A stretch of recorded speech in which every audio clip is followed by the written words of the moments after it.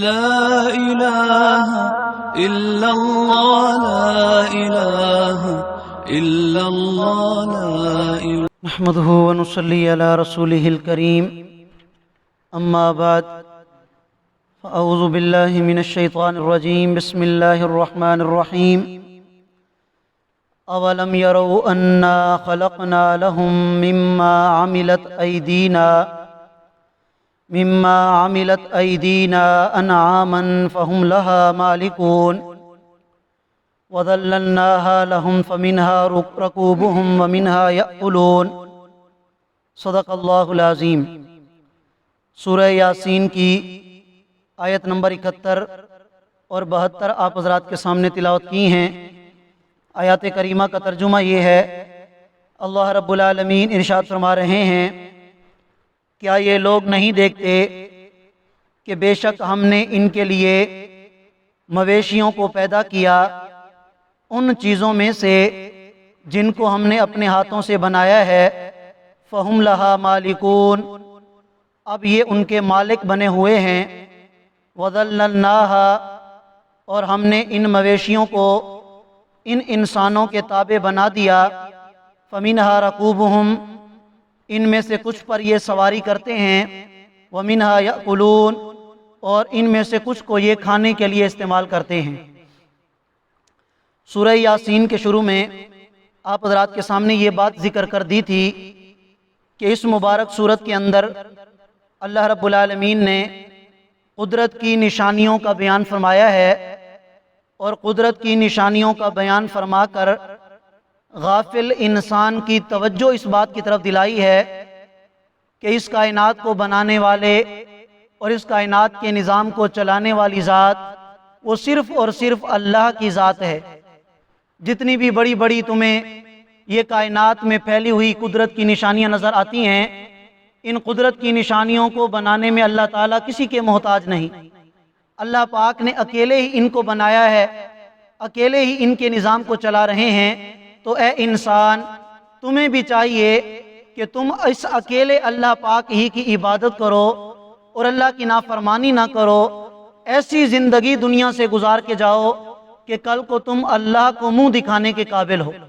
جب اللہ تعالیٰ تمہیں اپنی بارگاہ میں کھڑا کریں تو تم اپنی گزاری ہوئی زندگی کا اللہ کو حساب دے سکو۔ ایسی پیاری زندگی ہو، ایسی پاکیزہ زندگی ہو کہ جب تمہیں اللہ کی بارگاہ میں پیش کیا جائے تو اللہ تعالیٰ تم سے راضی ہوں اور تمہارے حق میں اللہ تعالیٰ جنت کا فیصلہ فرما دیں۔ تو آج جو آیات کریمہ تلاوت کی ہیں، ان میں بھی اللہ رب العالمین نے اپنی قدرت کی نشانی کا ذکر فرمایا ہے، اور وہ قدرت کی نشانی ہے یہ جو ہمارے گھروں میں، اڑوس پڑوس میں، جنگلات میں چوپائے، مویشی، یہ بھی اللہ تعالیٰ کی قدرت کی ایک نشانی ہے۔ فرمایا کہ ہم نے ساری مخلوقات کو اپنے ہاتھ سے بنایا ہے، اور انہی مخلوقات میں سے ایک مخلوق یہ مویشی ہیں۔ آج انسان ان مویشیوں کا مالک بنا ہوا ہے، حالانکہ ان کو بنایا اللہ نے ہے۔ پھر اللہ کی قدرت دیکھیے کہ اللہ کا کرم دیکھیے کہ اس اللہ نے انسانوں کو ان کا مالک بنا دیا، اور صرف یہ نہیں کہ مالک بنایا بلکہ ان مویشیوں کو انسان کے تابع بنا دیا۔ آپ دیکھتے ہیں کہ اونٹ کتنا بڑا جانور ہے، گھوڑا کتنا مست جانور ہے، لیکن اس کے باوجود وہ انسان کے تابعداری کرتا ہے۔ اگر انسان کچھ دن کے لیے اسے کھانا دے دے، چارہ ڈال دے، وہ انسان کے تابع بن جاتا ہے۔ انسان اس پر جتنا بوجھ لاد دے وہ اس بوجھ کو اٹھانے کے لیے تیار ہوتا ہے۔ اللہ تعالیٰ یہ سمجھانا چاہتے ہیں کہ یہ مخلوق اسے میں نے اپنے ہاتھ سے بنایا تھا، تم نے 1 2 3 ہفتہ مہینہ اس کی خدمت کی تو یہ تمہارا اتنا تابع دار بن گیا کہ تمہارا بوجھ تک اٹھانے کے لیے تیار ہو جاتا ہے، تمہاری ہر بات کو برداشت کرتا ہے، سرد گرم بات کو برداشت کرتا ہے۔ اے انسان، اسی گھوڑے سے ہی سبق حاصل کر لو، اسی اونٹ ہی سے سبق حاصل کر لو،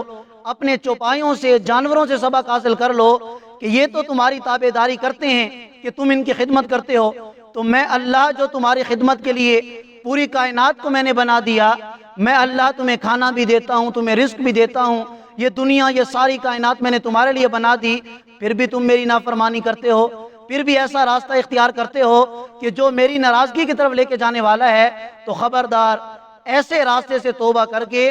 ایسے راستے کی طرف آ جاؤ کہ جو تمہارے رب کی رضا کی طرف جاتا ہے اور تمہیں جنت کی طرف لے کے جائے گا۔ تو فرمایا کہ انہی مویشیوں کو میں نے تمہارے تابع بنا دیا، ان میں سے کچھ پر تم سواریاں کرتے ہو، کچھ کو تم کھاتے ہو، وَلَهُمْ فِيهَا مَنَافِعُ، اور صرف یہ نہیں، اس کے علاوہ اور بھی بہت سارے فوائد ہیں ان مویشیوں کے اندر، وَمَشَارِبُ، پینے کی چیزیں تمہیں ملتی ہیں، ان کا دودھ پینے کے لیے تم استعمال کرتے ہو، افلا یشکرون، کیا پھر بھی تم اپنے رب کا شکر ادا نہیں کرتے؟ اللہ تعالی ہم سب کو سمجھنے اور عمل کرنے کی توفیق عطا فرمائے۔ جزاک اللہ۔